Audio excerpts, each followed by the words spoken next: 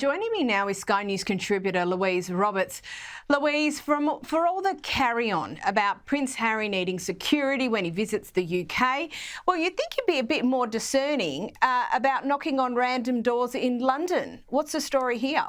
Absolutely. Well, this amazing picture of Harry has come out of London where he's buzzing on someone's door. It's been captured on a Ring camera, which of course nearly every London home has now due to security fears. He was wandering the streets of Fulham in West London looking for a friend.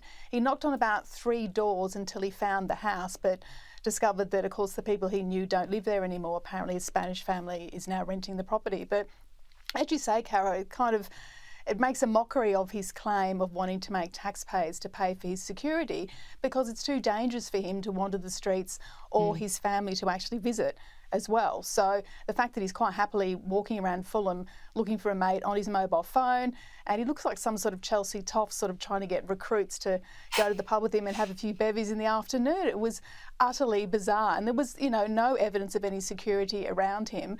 And he's constantly claiming that he's an assassination target, but someone who's legitimately, fearful for their safety on the streets doesn't do what he's been doing in Fulham.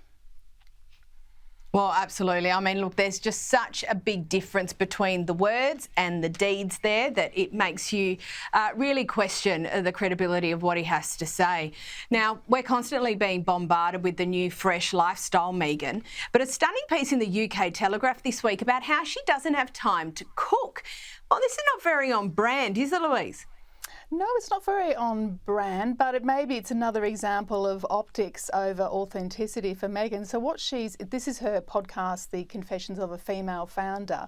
And in this, she's revealed that, probably like the rest of us, she does actually get takeaway food every now and then. But what Meghan does is sort of elevate it by adding vegetables from her own garden, clearly organic, and sort of jazzes up this food so it doesn't look like something which has come straight from Uber Eats like the rest of us. So I guess you could argue that she's being more realistic in this way by, saying she does get the occasional takeaway dish, but, at the same time, her mission is to be this lifestyle guru, to be this expert on creating food from scratch. And I really don't think that you'd see Martha Stewart claiming to add a few bits of chopped chives or flowers or whatever it is on top of her takeaway food. So it's a bit of an own goal, I think, here for Meghan.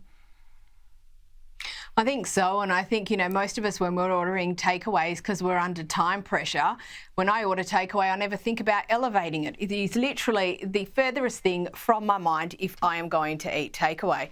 Yes. Anyway, on to the other British royal family, the Beckhams. Well, rumours of that family feud, they don't appear to be dissipating. What's the latest?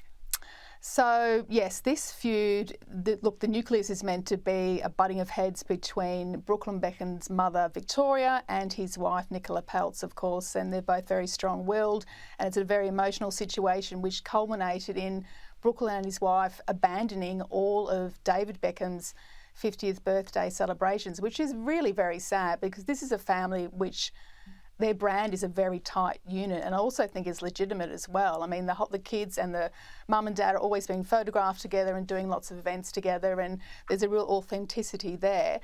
But Brooklyn has done an interview in which he talks, and it's a bit sad, really. He talks about his passion for cars, and he says that's one of the things that he bonded with his father, David, over, so the love of motor vehicles and things like that. But look, this feud, I can't see it ending anytime soon.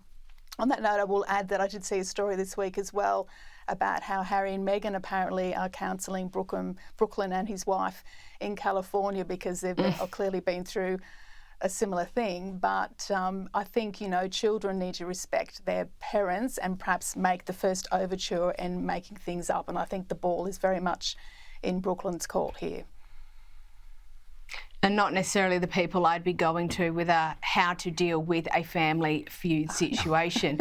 Onto something a little, just quietly, onto something a little more serious though, and the trial of rapper Sean Diddy Coombs that has started. It has revealed some horrific details of alleged abuse. Now, this situation, I have a feeling, is going to go from bad to worse, but what has recently been revealed in the testimony? So Cassie Ventura is his ex-girlfriend who is in the witness stand at the moment. She's the star witness, obviously, for the prosecution over Diddys' sex trafficking trial in the Manhattan court. She's 8 months pregnant with her third child to her husband, so it's obviously a very stressful and emotional time for her. And I have to say, some of the evidence that's come out should carry a warning, because it is absolutely vile and just unimaginable what I think she allegedly went through. And what she said most recently is that she alleges that Diddys stomped on her head and punched her, and would fly into these sort of terrible rages if she made the wrong face or sort of looked the wrong way. So the micromanaging of her behaviour was such an extent, she says, that he would lash out if something wasn't to his liking. So it's a very, very upsetting court case, I think, and obviously very triggering, I think, for a lot of people to listen to this type of evidence and the allegations that Cassie's putting forward. Absolutely, and after the whole Harvey Weinstein saga, I feel like a lot of people are perhaps feeling like we're going back around the same mountain again. Onto the Cannes Film Festival, and it's recently changed its dress guidelines to ban nudity. So what's the background to that, and has anyone come a cropper yet? Well, yes, there'll be plenty of stars, I think, who will come a cropper over the next few days if they don't listen to these rules. So the dress code at Cannes has been very much tightened. So they're saying no full nudity, but I think what they mean is any kind of nudity at all. And also any of those, those massive trains that actresses and, Z-list wannabes, I guess, they sort of trail up the red carpet, and it causes such a chaos because the dress has got to be puffed up for the photographs and then has to be basically packed away. And so it causes a huge log jam in this sort of blistering French or, south of France sunshine. So it is a problem for the celebrities whose makeup's probably dripping from their faces at this point. But it's also an issue when you're in the aisles inside the actual theatre, because nobody can move because the dresses are blocking everyone's access point as well. So Halle Berry has come a cropper because she had a dress in mind which had one of these massive trains on it, and she said, well, I had to pick something else. So she was photographed yesterday in quite a nice demure, I was pleased to see, sort of black and white striped halter neck number, which was a bit of a contrast to what she wore to the Met Gala in New York recently, which I thought looked like she was wearing gaffer tape. I thought it was absolutely horrific. And she's a very attractive woman, and I don't feel needs to sort of dress in, like something out of Cher in the 1980s. But she's obviously taken the memo. She will stick to the rule because she's on the jury, of course. Yeah, and fair enough, and you would absolutely expect that. And look, and to be honest, I actually have no issue with these sorts of rules being in place. I mean, when we watch from the television, you obviously don't see that sort of chaos there on the ground with all this fabric everywhere. Yeah, that's right. But you can understand they're on a schedule and they've got to get on with it. Absolutely. That's right. Louise Roberts, thank you so much for your time. Good to see you.